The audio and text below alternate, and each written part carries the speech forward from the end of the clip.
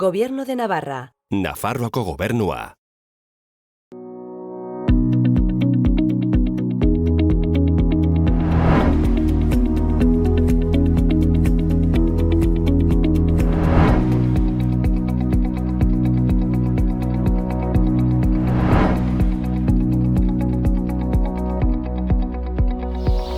Kaixo lagunok, gaurkoan Gaintza herrira hurbildu gara.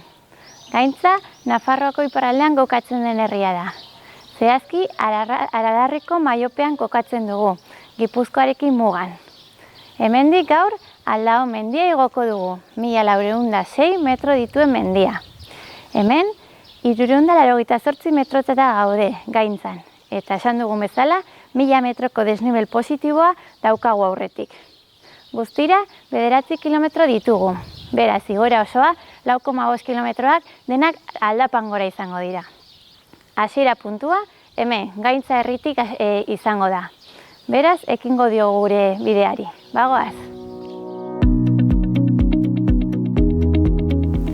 Aldao mendia, Aralarreko mendilerroko Maioetan aurkitzen den mendia da. 1406 metroko garaiera dauka, eta Gipuzkoa eta Nafarroaren arteko mugan kokatzen dugu. Aralar mendilerro osoko, bigarren mendirik garaiena da, Intzako dorrearen ondoren. Gure hasiera puntua, Gaintza herria izango da. Naiz eta Amezketatik, hau da, Gipuzkoa aldetik ere igotzeko aukera dagoen. 9 kilometroko ibilbidea da. 1000 metroko desnibel positibo gogor bati aurre eginez. Hau da, 4,5 kilometro dituen kilometro bertika baten aurrean gaude. Bidean, aldapa bortitzak, baso eta bidezidor ederrekin bateratuko dira, paraje liluragarrietaz gozatzeko aukera izanez.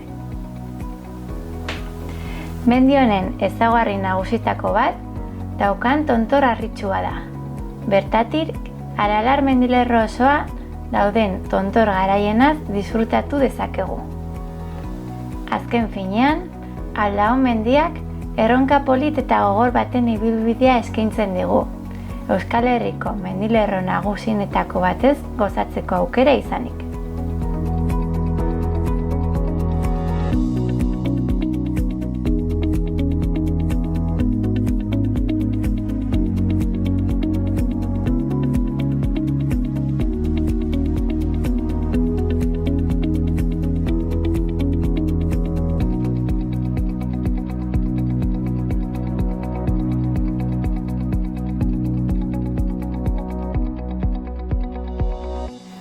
Beno lagunok, herritik atera gara, Gaintzatik eta lehenengo 2 kilometroak egin ditugu.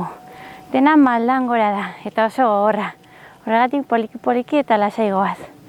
Beno, oraintxe bertan, hori 2. kilometroan ikusten duzuen hemen, berehala pareta daukagu. Igo behar dugun pareta, bai? Kilometro gutxi, ibilbide txikia, baina oso maldatxua. Eta goian, Aralarren askotan gertatzen den bezala, lainoa daukagu. Hemen behian eguzkia eta hangoian lainoa. Ez dakigu, gero tontorrean iristen garenan egongo den edez, baina printzipioz hori da dagoena orain. Beno, jarraituko dugu gure ibilbidearekin. Aurrera goaz.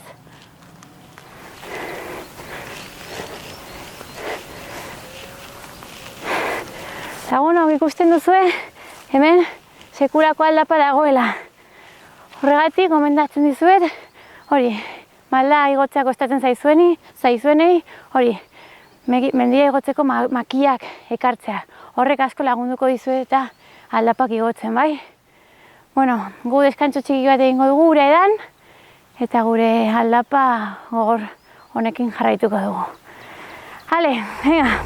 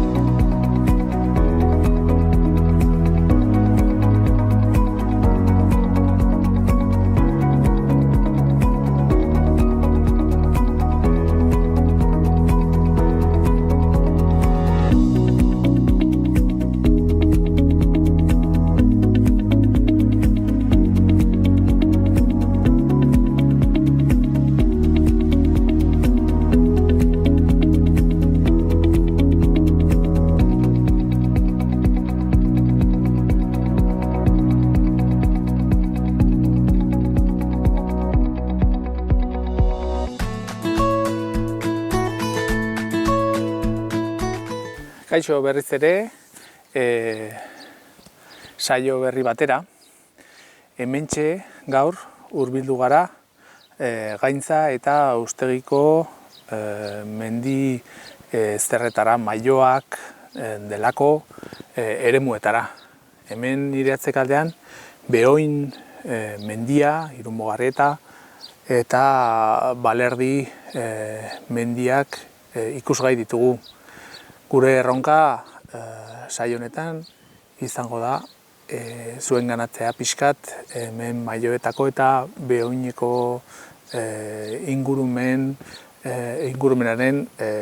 ezaugarriak, ongi etorriak eta ea sortea dugun.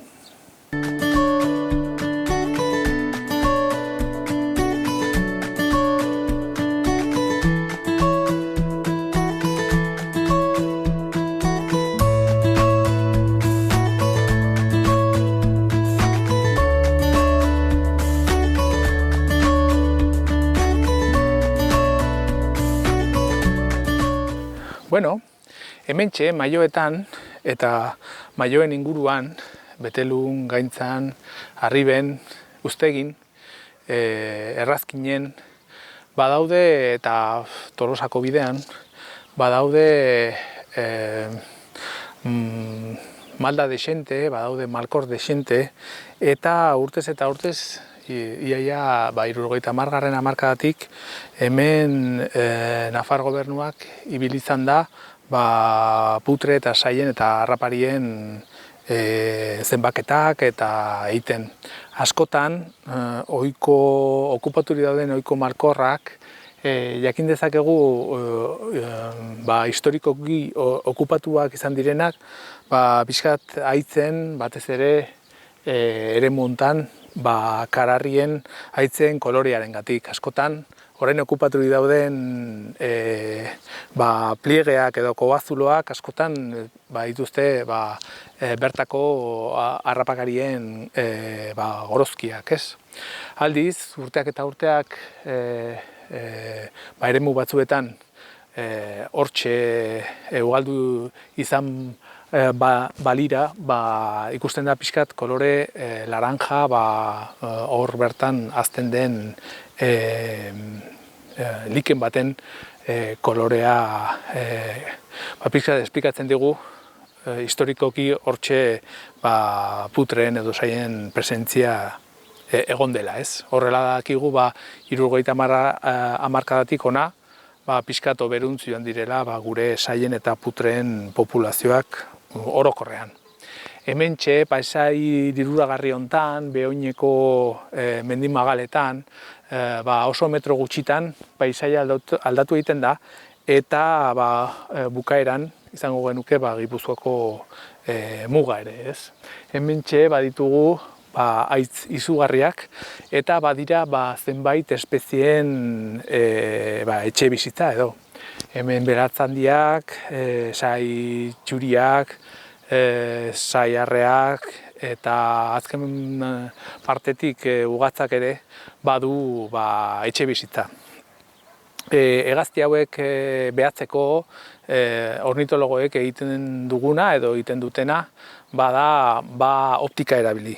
Hementxe, basoetan prismatiko batzuekin askotan nahiko da bertako biztanleria edo animalia basatiak pixkat detektatzeko, ez?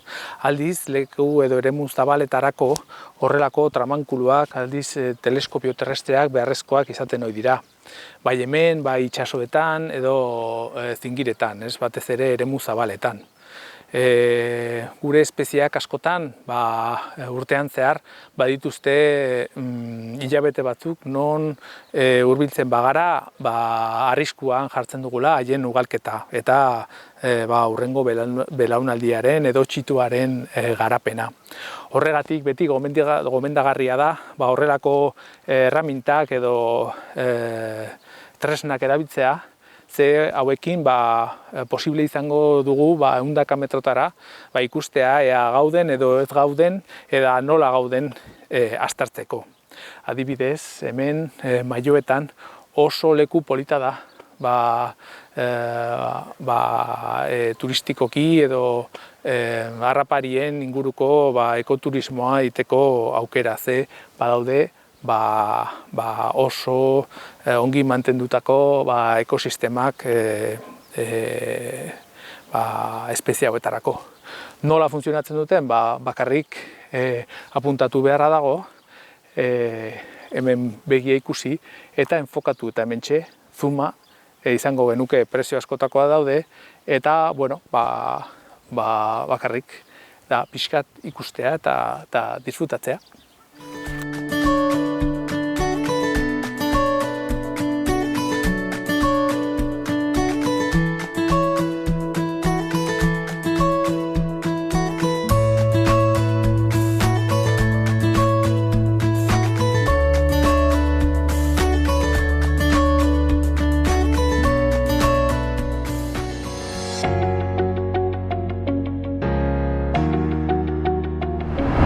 Enara eta Gabi gure lankideak Aldaon mendian eta honen natur ingurunetan ibili dira, eta gu gaurkoan Gaintzara hurbildu gara.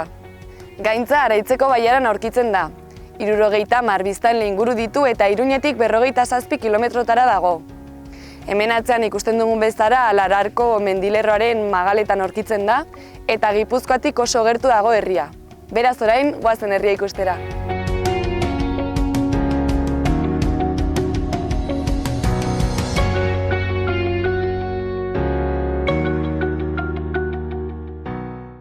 Gaintza Araitz bailararen hego-mendebaldean aurkitzen da eta Iruñeko merindadeari dagokio. Betelu eta Aintza herriak esaterako kokatzen dira Gaintza ondoan, Araitz bailaran ere bai. Bestalde, herria Aralar mendilerroaren magalean aurkitzen da, eta herriaren hedaduraren erdia basoa da, horregatik paisai ederrez inguratuta dago.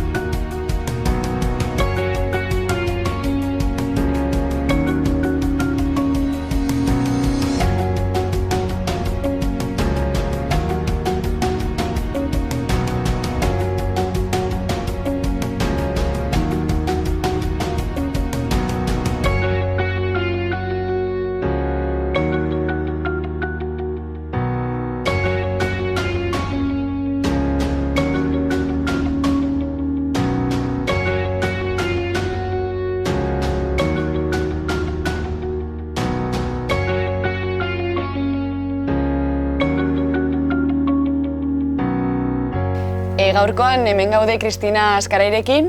Kristina Gaintzako biztanlea da eta landa-etxe bat dauka hemen herrian. Kaixo, zer moduz? Kaixo, oso ondo. Konta iguzu, Kristina, non gaude? Gaude Gaintzan, Araiz Bailarako herri kontzejua da. Araiz Bailara 5 herrien artean osatzen da, diela Azkarate, Gaintza, Intza, Arribe eta Tallu. Gero dago Betelu aparte, baina jopean azkenean da Bailara da Araiz Bailara, bai? Baina azketan lana egiten da elkarrekin Betelukin orduan da Araiz Betelu. Eta oraintxe bertan zenbat pertsona bizi zarete hemen herrian? Erabateko bizitza egunerokoa, bizi-bizi 51 bat ola, egongo gea, erabat egunero. Gero asteburuetan jende gehiago biltzen da, baina. Eta baserri asko ustutzen nahi die. Gure zaharrak gutxi gora gutxi da hiltzen nahi die. Eta gazte jendea gaude, ni oraindik gazteak sentitzen naiz. Gaude bizitzen, baino gutxiago. Bai, jendea kalea joan da. Eta zein da herri honen harremana mendiarekin, ingurunearekin? Mendiarekin lehenago, orain dela urte batzuk igual gehiago baserritarra gehiago zeuden, gero eta gutxi daude, hartzaileak oraindik badauzkagu, baserriti bizi dienak. Hemen herrin dauzkeu baserriti bizi diena bakarrik, 2-3 bat etxe, oraindik. Eta ardi dauzkea, gaztateekin eta oraindik hortik bizi dienak, baserritik, baino geroz eta gutxiago daude. Bai. Eta zergatik uste duzu ematen dela aldaketa hori? Beraiek jatzen die impuesto asko dauzkatela, ezin duelako, ez dakit, igual jende gazteak ere zu jarraitu nahi, lanbidea bilatzen du, aberetatik biziz balin bazea, hor ez dago jaiik, egunero, zure umeak bezala die, ez? Hor ez daukezu konpromisoa handie da. Ez dakit horregatik den, baina beste hartzaile gaztea daudenak, daude guztia gaztea die, eta guain beste granja bat jubilatu die, eta hartu du gazte batek. Eta horrek poza mate du, ez? Bai. Eta gero, bideak, hemendik bidea badaude, non ardik udaran pasatzen dituek, Aralarko mendilerroa, atzean. Orduan hemendik hilotzen ditu, eta bideoik mantentzen die garbi hoiengatik. Beste puntu importantea nik ikusten dutena, hemengo baserritarrana, da, oraindik garoa ebakitzen duela. Eta geroz eta gutxiago da, baina kristolan nahi jau, netzako da, eskerrak eman behar zaizki bestela sasik hartuko luko, eta eine garoa ebaki ezten tokitan, ja sasi sortzen nahi da, bideak isten, eta hau da, salvaje, eske dago salvaje.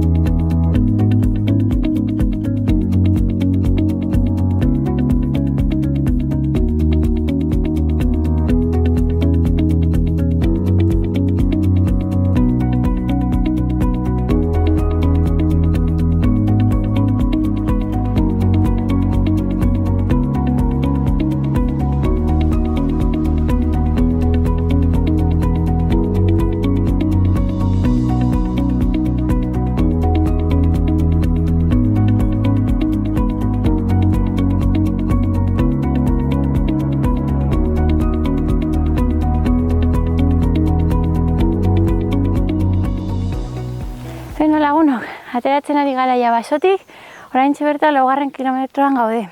3. kilometroan iturri bat pasatu dugu. Hortxe deskantxo txiki bat egin dugu, eta azkeneko kilometro hau ere oso gogorra, zetak eginez, eta harrien bitartez hemen horrelako bide zidorretik.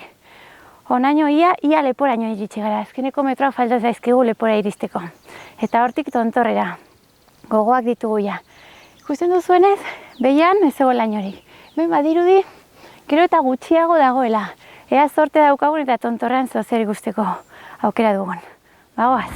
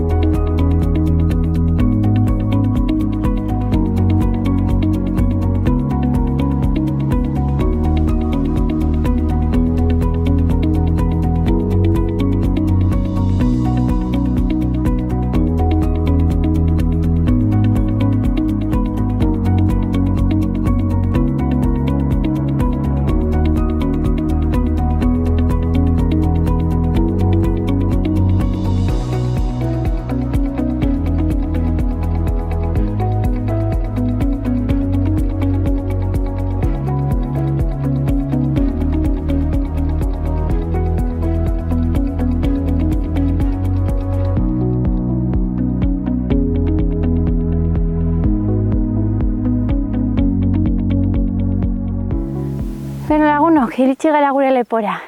Hemendik gure bidea, Aldaon mendia, hemendik eskuinera daukagu. Zakit ikusten duzuen, baina lainotuta daukagu. Beraz, ez dakit zorte handirik izango dugun, ondoko mendiak ikusteko. Baina, bueno, hemen 4. kilometroan gaude oraintxe bertan. Gogoratu, hemendik lepotik ezkerrera ere, Aralarriko beste mendi batzuk egiteko aukera duzuela, Irumugarri eta adibidez. Bagoaz gure gaurko helburura.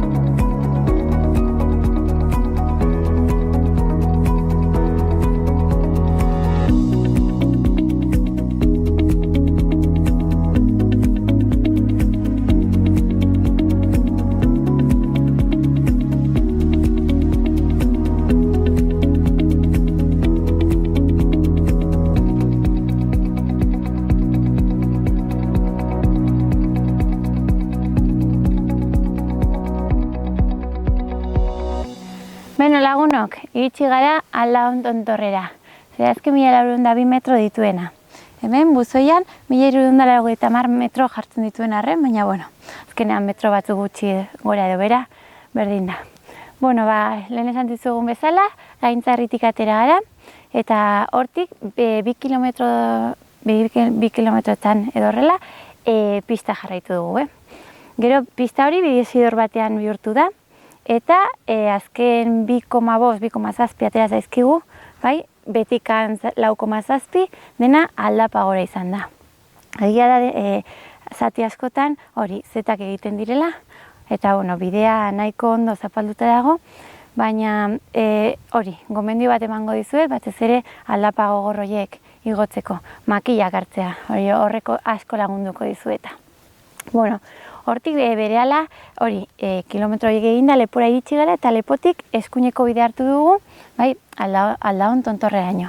Azkeneko zati hau ikusten duzuen bezala, bueno, apurtxo bat teknikoagoa da, harriak dituelako, baina, bueno, lasai pasatu daiteke. Beraz, guztira, 4,7 eta bueltako bidea ibilbide berdina egingo dugu.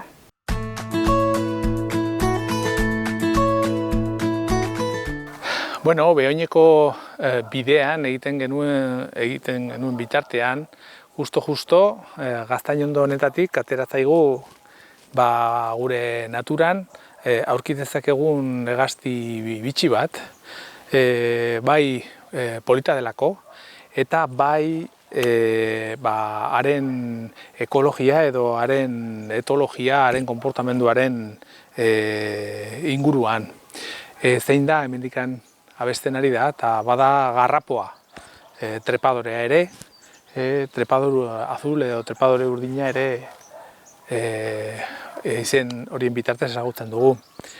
Justo hemen, Gaztainondoa, pixkat itxura xelebrearekin erdi idortuta, erdi lehortuta, eta oso zuloduna, ez? Hemen lanak jasan izan ditu, bai gizakion lanak, bai beste animalien konportamendua edo oso zulatuta dago ere okilen bitartez. Eta justo garrapoek erabiltzen dituzte okilek lehen egindako zulo horiek. Nola? Askotan garrapoa bada okilen baino tamaina txikiagokoa, batez ere probesten duenean okil handia eta okil berdearen ohiko zuloak edo beste urteetan egindako zuloak, eta garrapoek egiten duten zer da? Buztina edo lokatza hartzen dute eta inguratzen dute ohiko okilen zuloen perimetroa. Horrela lortzen duena da bere tamainaren itxurako zuloa, eta bertan saiatzen da edo uhalketa hasten dute, bai arra, bai emea. Justo hemendik atera da, eta bakean utziko dugu, ze baliteke susto hartzea, hurbiltzen bagara, orduan beti atzematen dugunean kabi baten presentzia edo oso hurbil gaudela, beti distantzia hartu behar dugu, eta hegaztien ugalketa bere bidean ustea. Beraz, goaz poliki.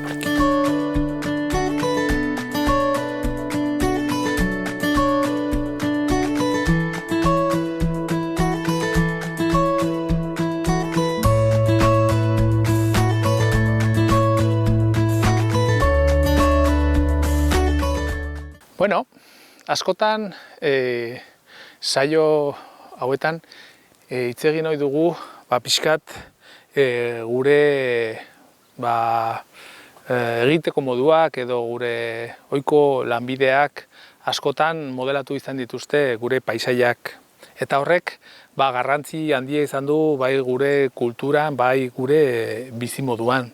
Adibidez, hemen Maioetan Nafarroan errepikatzen den beste patroi bat ere ikusteko aukera dugu, ez? Eta Nafarroa moduan datuek esaten diguten bezala, purka-purka basoek aurrera egiten dutela.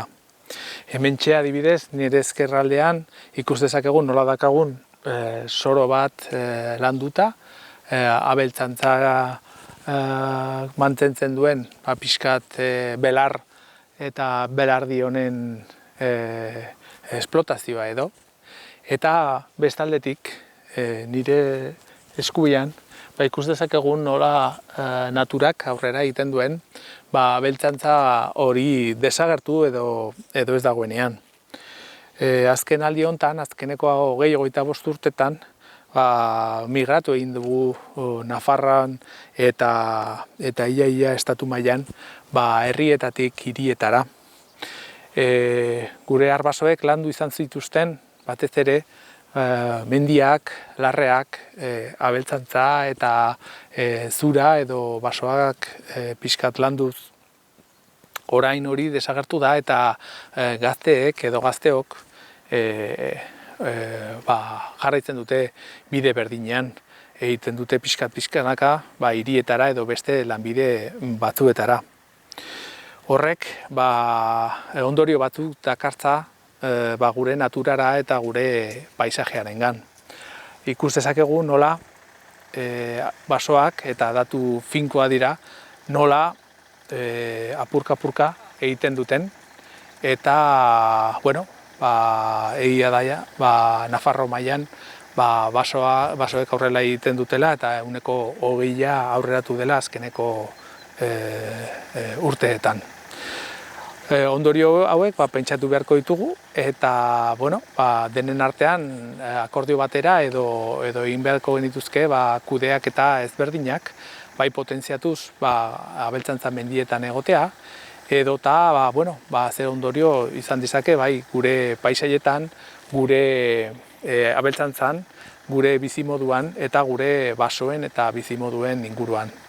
Beraz, bakarrik reflexionatu beharko gogoeta bat egin beharko genuke eta ikusi noruntz eraman nahi ditugun bai gure bizimodua, gure paisaiak eta gure lurra.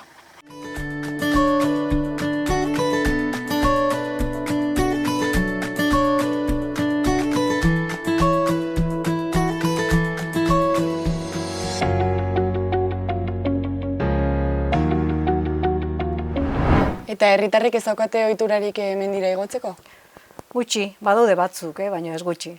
Gaina, gure garaian bezala, mendizalea izateak, etxean, adibidez, beraiek, nire gurasoak, hemen bizizien, ni hemen sortutakoa naiz, eta beraiek ez duen ulertzen zu mendia jutea gozatzea.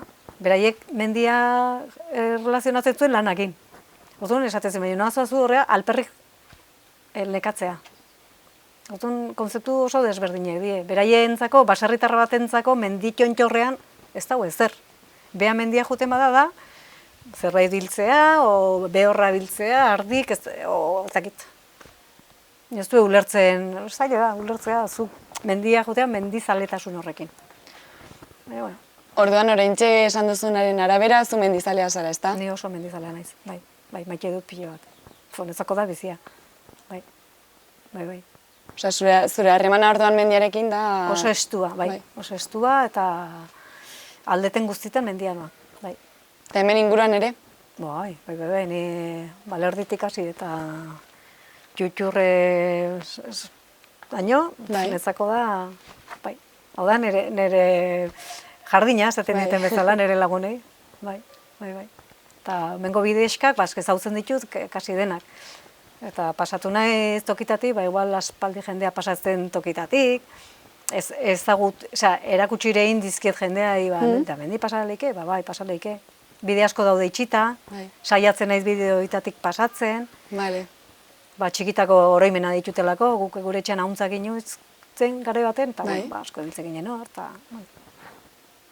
Eta, Kristina, gaiaz pizkat aldatu zorain, zein da hemen herrian dagoen giroa? Ikusi dugu herri txiki bat dela, biztanle gutxirekin, baina zein da giroa herrian? Giroa da, oso lasaia da. Bai? Bai. Oso jendeak egiten du bere bizia lasai. Ez da lehen igual herritarran artean harremana gehiago zeon. Gu txiki ginenean beste harreman bat zen. Guain bakoitza bere etxea gehiago itxiagoa da. Hoi nabarmentzen da, ni nabarmentzen dut gutxi. Baina, ez ongi. Eta mantentzen da, daukagu alkate bat, kontzejal batzuk, urtea damazke, inorrek, karo, eske bestela, zakizen jarriko litzeken.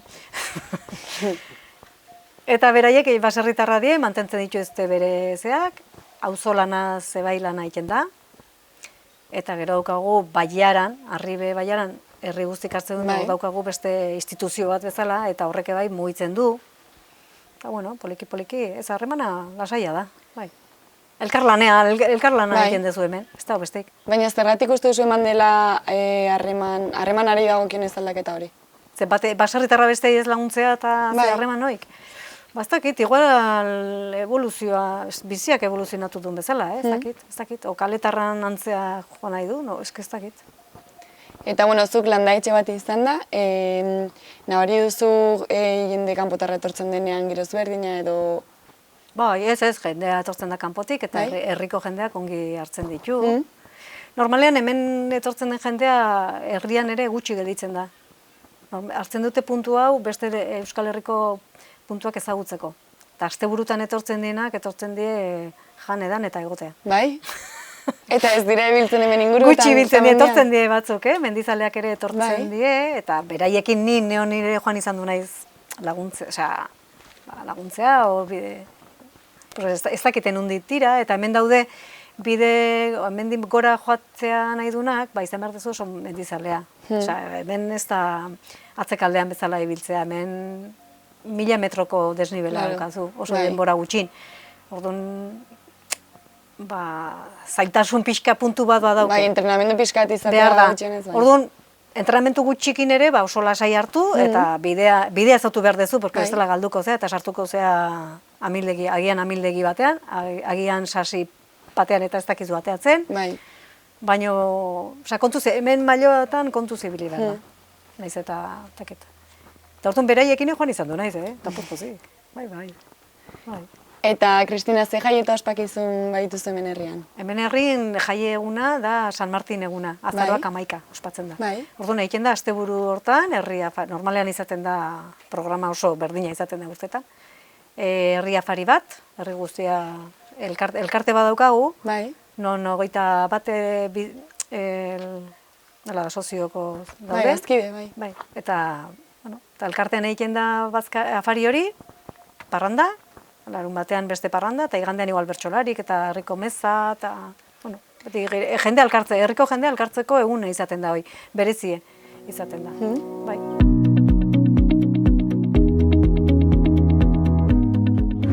Ikusten duzuenez, eguraldia, gaintzatik ikusten genuen bezala, lainotuta dago, temperatura ez dago gaizki, ze begira, manga motzetan gaude, eta ez du hotzik egiten, baina hori, lainoa dago eta ez daukago aukerari inguruko paisajetaz disfrutatzeko. Baina, jakintzazue, Aralarreko mendilerroan zaudetela, eta hemen Maioa aldean justo, ez? Hemen justo Gipuzkoa eta Nafarroako mugan. Eta hemen ondoan, Tontorrik altuena, 3 mugarreta daukagu, hemen Eskuineko aldean geratzen dena, eta hemen hori tontor ugari daude, Maioa aldean. Beste aldean, Nafarroa geldituko litzateke, bai? Gaur ez daukagu aukerarik parajeaz hitz egiteko, baina, hemendik Urbasa handia, Beriain eta Nafarroko mendizerra nagusienak ikusi daitezke. Besterik gabe, gogoratu, hori bide hau egiteko gomendagarria ere GPS-a ekartzea, bai? Ez dago golako ezitorik, seinalerik markarik bidean. Orduan GPS-a ekartzea gomendagarria da, batez ere lainoa sartzen bada. Besterik gabe, orain bueltako bidea egingo dugu. Zeo zer jan eta bagoaz.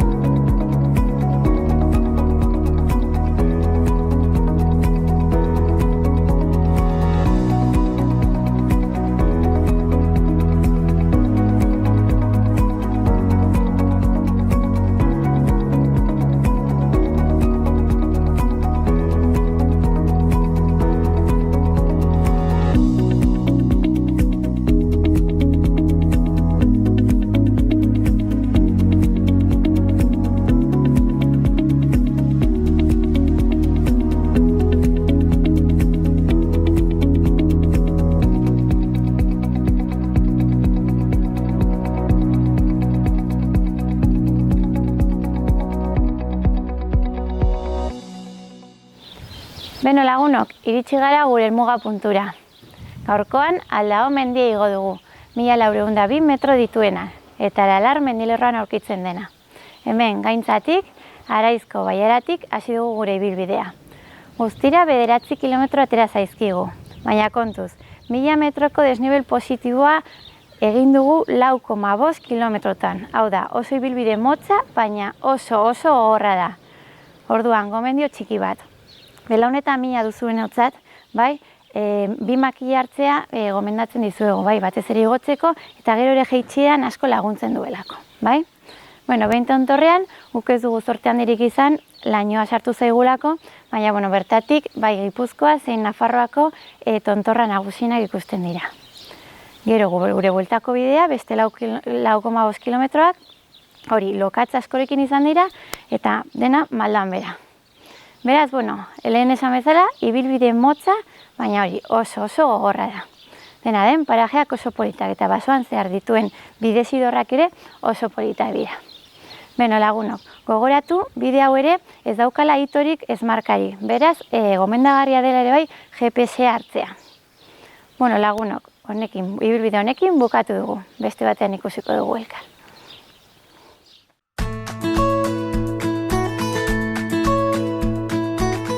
Bueno, hementxe, baserri zahar honetan, edo abere zaintzan den eraikuntza honetan, espezie dezente ikusten ditugu, batzuk enarak, zorzbeltzak, buztangorriak, txepetxak, baude denak ero, denak nervioso, denak intsektu bila, eta ikusten dira gazteak, helduak, entzuten dira txituak, askotan gure etxeen onduan agertzen dira zenbait espezie, komensalak deitzen direla biologia arloan, pixkat oso mesedegarriak direla gizakion interesentzat. Eltxota elikatu egiten dira, eta batzuk egoten dira urte osoan zehar gurekin, beste batzuk bakarrik udaberrian, beste batzuk egoten dira sarritan, gure ondoan, eta ikustezinak izaten direnak.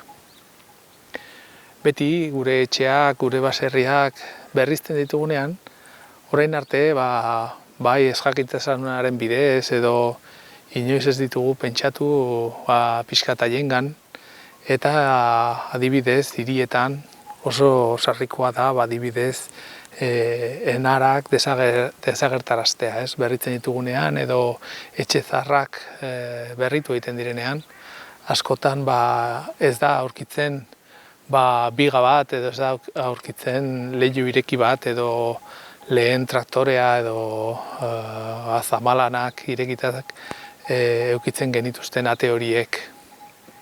Hementxe Beoineko bidean, oraindik disfrutatu ditzakegu espezie hauek.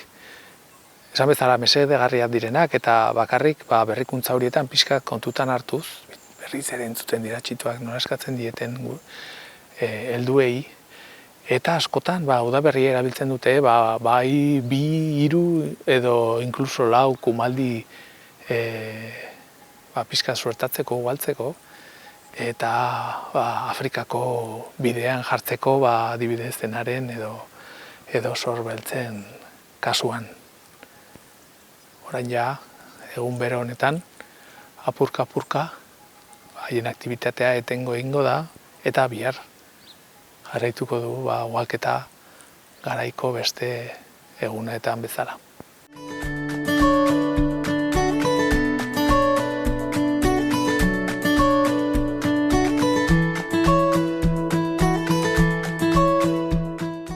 Hementxe, Maioetan, ikusi dugu nola mendipuntetan larreak eta haitzak direla nagusi. Gero, malkorrak, mendimagalak. Askotan, harrapakariekin. Pixkat beraxeago, baditugu basoak azken batean, pagadiak eta gaztainondoak. Sakabanatutak ere, pinudiak eta errepoblazioko basoak. pixkat bereziago eta baserriekin batera aurkitzen ditugu soroak eta belardiak abeltzantzarekin. Eta ja ibarraren beko partean ibaia daukagu. Arasez ibaia alegia. Hemen topo egiten dute bailara guztiko prezipitazioko urek. Hemen ibai basoko landaredia aurkitzeko aukera dugu. Astigarroak, lizarrak, altzak eta haien baitan bizi diren zenbait espezie. Entzuten dira buztanikara horiak, urzozoak eta eguna pixka apurka hemen bukatzera doa. Gaurko saioa bezala. Espero dugu gustatu izana eta hurrenera arte. Mila esker.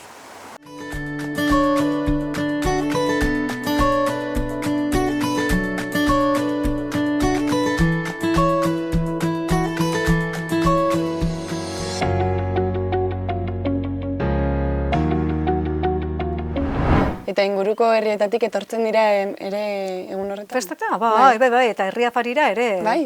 Bai, herriko bailarako jendea etortzen da afaltzea, dena elkartea betetzen da tope. Bai, gaina nik uste dela azkeneko festak, ja azaroan ja herriko festak udaran egotzen tokitan dauzkazu eta azaroan ez. Claro. Bueno, bai, oso giro gaintzak badu puntu hori, esaten duten ez, ez dakit. Gero, oain dela 10 bat urte, edo gutxo, igual gehiago, ez dakit, ja, no, pixka naztuta. Gehiago, 10 ez gehiago. Osa, naiz ziur dakit. Bai. Berreskuratu ginen inautegik. Bai, vale. Garaibeteko inautegik berreskuratu ginen da horre, bai. Jendea tortzen da, egiten da puskabiltza bat, etxe, goizetik hasita, eta gero afari eta parranda. Eta da oso giro, ez dakit, oso espeziala da. Bai, zuentzako bereziki oso... Bai, gaina egiten da, ez da, inautegik ez die kontutan hartzen kalendarioa nahiko anarkikoa da. Baina, bueno, zuen kabuz egiten da. Bai, egiten da, asteburu bat, non errespetatzen da, hemengo inautegik dira ez dakin un herrien, beste ez da elkar zapaltzen. Vale. Eta igual batzutan herriko aguren bat sarretu zaigu, ze garizumer din gai gehala inautegik ospatzen, da, bueno, ez, oso giro politxe. Eta gero eguarritan ebai hemen badao, alako usario berezie, leku askotan ez da ona, jendea ateatzen da eskatzea 24ean, ez? Normalean. Eta hemen ateatzen da 25ean, 25 egunean.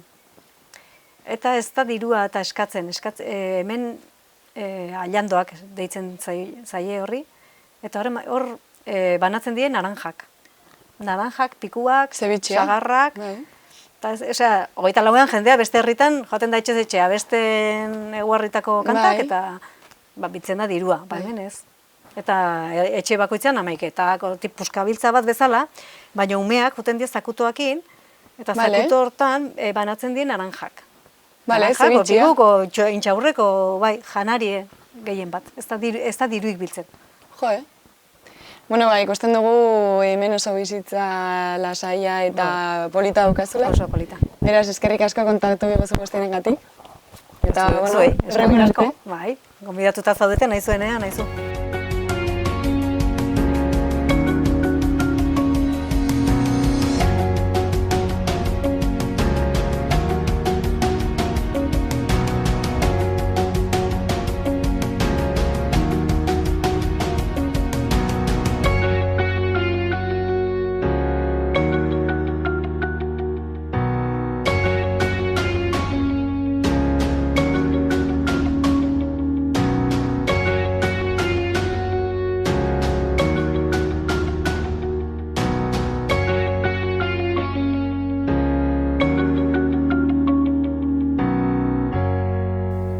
Bueno, bisita polita eduki dugu gaurkoan hemen Gaintzan, eta mendixka honetatik agurtzen dugu gaurko saioa. Eta bueno, bukatzeko esango dizugu hemen badaudela etxe asko berritzen ari direnak, orduan igual nik ere pentsatuko dut hona mugitzea noizbait. Agur, hurrengora arte.